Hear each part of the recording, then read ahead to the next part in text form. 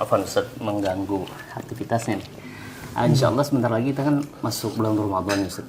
Nah, di mana kita diwajibkan berpuasa oleh Allah Subhanahu wa taala di dalamnya. Dan alhamdulillah itu juga satu bulan yang ditunggu-tunggu oleh kaum muslimin.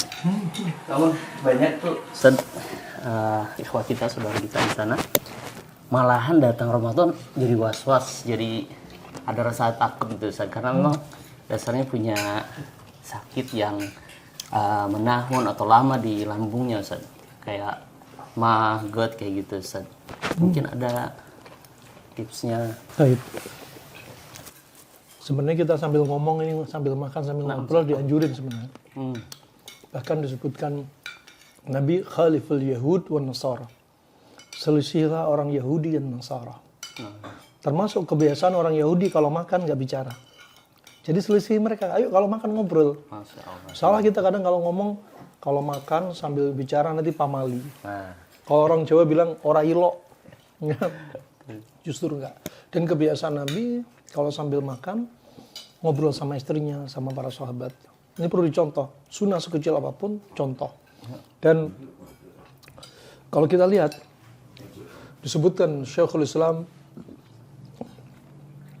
dalam kitabnya bahwasanya semua syariat Islam itu adalah nutrisi bagi kita. Nutrisi untuk hati, nutrisi untuk jasad. Dan puasa itu juga nutrisi. baik. Nutrisi iman, juga nutrisi jasad kita. Dengan puasa, gugurin dosa, juga gugurin racun. Jadi kalau ada orang puasa, tambah muncul sakit mah. Lagi puasa, berat badan naik satu harinya 1 kilo. Keluar bulan Ramadan naik 30 kilo. Lagi puasa, kolesterol naik. Lagi puasa ada kena stroke. Lagi puasa darah tinggi. Lagi puasa ada sakit mah. Jangan salahkan puasanya. Baik. Jangan salahkan syariat ini.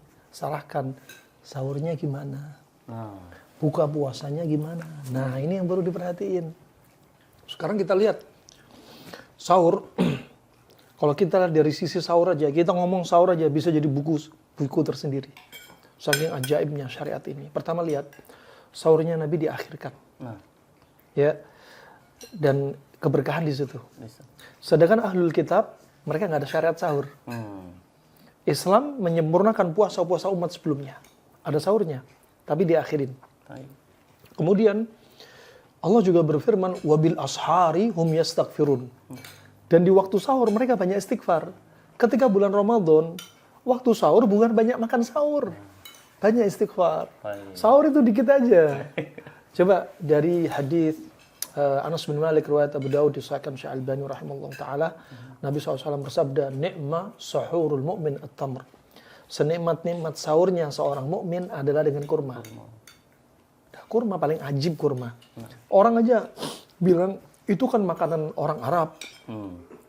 Itu kan urufnya sana, sini beda. Iya, betul. Syuf, ini bukan ngobrol masalah Arab bukan Arab, tapi hikmah di balik itu. Hikmah di balik itu apa? Istiadat ya. Betul, hikmah di balik itu diantaranya yang paling cocok kata Syekh Ibnu Utsaimin ketika perut kosong adalah yang manis-manis. Dan kurma buah paling manis dan gampang dicerna. Tapi kalorinya tinggi. Kenapa bayi baru lahir ditahnik pakai kurma? Karena paling cocok. Sebelum air susu masuk, pakai kurma dulu. Sampai kata para ahli pengobat kedokteran modern, karena ketika perut kosong, bayi itu butuh yaitu glukos. Kalau enggak nanti ada kasus hipoglikemi pada bayi. Makanya kurma dahulu. Lihat ketika enggak puasa ada hadis terkait kurma ajwa.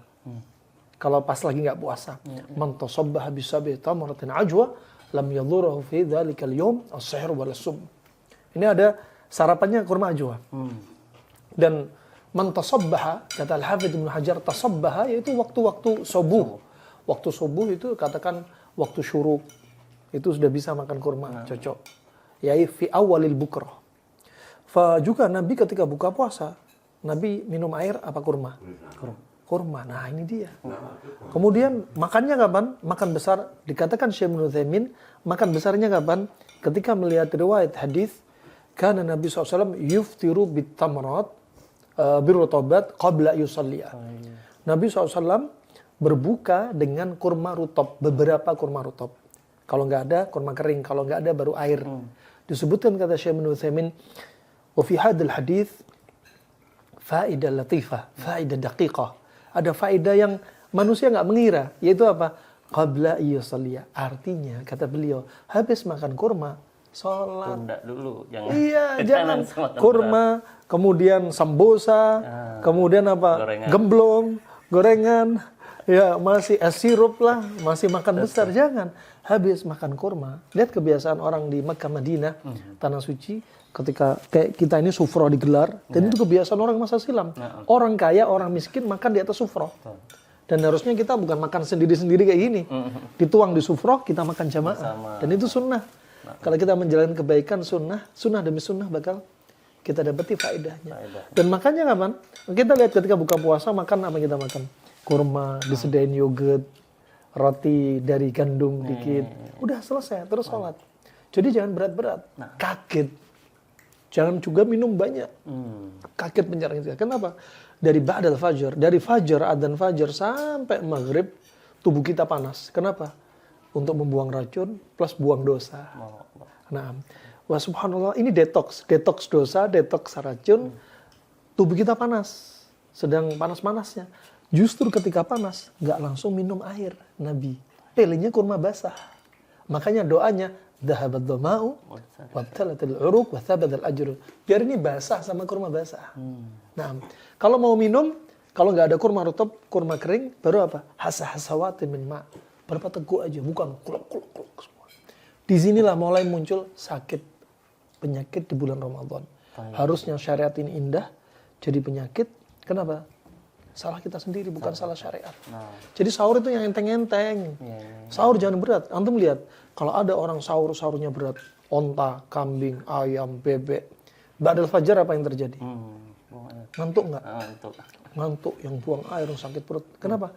Karena tubuh nggak siap. Siapnya tubuh di pagi hari itu makanan yang enteng. Dan buah yang paling enteng, kalorinya tinggi, rasanya manis, paling cocok untuk liver dan limpa, pilihannya kurma. Masya Allah. Insya Allah ini jadi solusi juga Bang. Salah satu obat ya justru untuk mereka yang punya sakit lambung. Dan kalau sahurnya sahur pagi ya, sahur katakan kurma sama timun, kurma sama semangka, itu panas dingin itu untuk sudah ngobati lambung dia. Nah dulu sakit mah 12 tahun. Ketika memulai pola makan ini, hanya hitungan 7 hari, subhanallah hilang semua. Yang berat badan obesitas, dalam 1 pekan turun 8,2 kilo. Yang sakit mah 12 tahun, langsung hilang. Yang asam urat, kemudian rematik, juga hilang. Alhamdulillah. Masya Allah. Baik, jazakallah khair. Ya Ustaz, tafadhal dilanjutkan.